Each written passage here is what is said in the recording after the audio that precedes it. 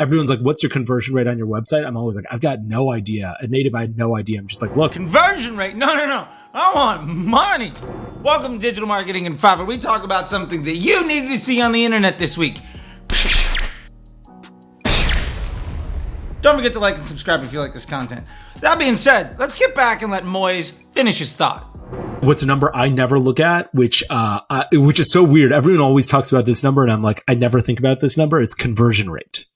Everyone thinks about conversion rate all the time. I honestly never look at conversion rate. It's the number that I feel like it's the number that everyone talks about the most that I care the least about. Everyone's like, what's your conversion rate on your website? I'm always like, I've got no idea. At Native, I had no idea. I'm just like, look, we're trying to drive as much traffic as we can and get people to buy it. I look at CAC. And so if the click costs $1 and 1 out of every 2 people buy, I like that a lot more than if a click costs 2 cents and 1 out of every 10,000 people buy. Like, I guess what I care about is what does my CAC look like? Everything else is, it doesn't matter to me, except CAC. And so I just be like, this ad is working because it's got a lower CAC. I have no idea what the conversion rate is on this ad versus this ad. And that was probably a terrible way to look at it. I wonder if I could have done a better job if I paid attention to conversion rate. It's just a number that I never got excited about. Yeah, I do look at conversion rate, and mainly I like to look at it closer when there's sales going on or before or after weekends. Like I try to understand, especially around I would say I don't look at site conversion rate as a macro outside of if we're running a sale. And even then, it's pretty expected. If you're running a sale, you'll get to like 6 or 7. If you're not running a sale, you should be like 2 to 3. But where I do like to look at is conversion rate based on where somebody landed on your site.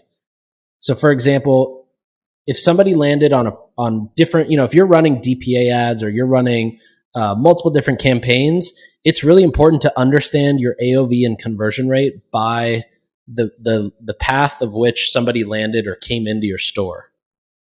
Yeah, which got it. So basically you're saying depending on the page they land, if they land on the product page, it might be different than if they land on a landing page that you've custom built. So this clip is from Limited Supply with Nik Sharma and Moiz Ali. Highly recommend that you check it out. Now, what they're talking about here is conversion rate.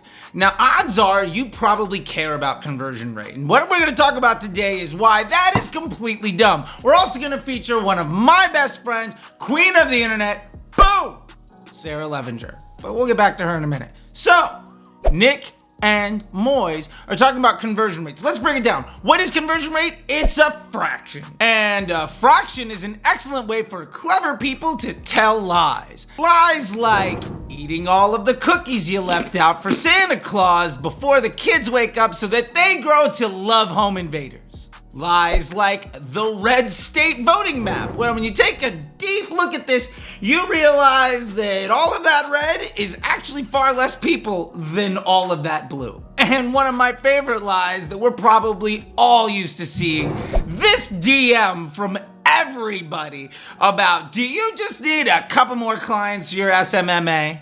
And this fun post about the size of Texas when overlaid against Europe. Hi, Taylor. Which clearly didn't work out well for him, as you can see by these comments. So let's remember, conversion rate isn't money. How much it costs to acquire revenue is real money. That actually matters. Let's take a fun exercise with our imagination. The easiest way to improve the conversion rate of your website is to just stop running prospecting ads. And your conversion rate and profit margins are going to be excellent right up until you have no more money coming in. Conversion rate is ultimately how many sales did you get divided by how many clicks did you drive. But where did those clicks come from? Is it sustainable? How much did it cost? Is it scalable? Just like the click-through rate on a Facebook ad, it doesn't mean anything. Or, more appropriately, ROAS of any kind. When it's a fraction where the numerator is a dynamic number that is not projectable and the bottom number lacks any actionable context, the insight you get out of it is basically useless. Bottom line is, yes, you should care, but the thing that moves the needle is pretty much everything else. Moving on. It was a cold week out there in D2C land. And then Sarah Levinger comes with the heat. If you didn't get to see this tweet, let's show it right here. This got 1 million views, which is amazing.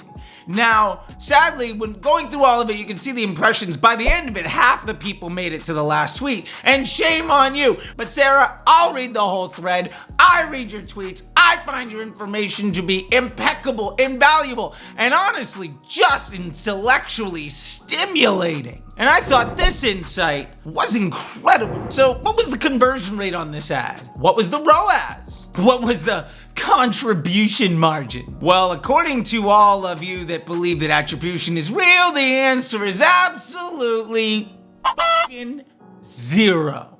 But it did actually give a 56% increase in business. The TLDR here is simple. Stop looking at numbers that don't mean anything related to money, or pretty soon you won't have any money to look at anyway. Human psychology and your finance department are far more important things to care about than some silly fraction used by clever people to tell lies. And there we go. That's our show. Tag me in any video or post that you see on the internet that you think I should feature on next week's episode. As always, like and subscribe, check out the channel, pass this around to your friends, and until next time, I'll see you on the internet. Bye!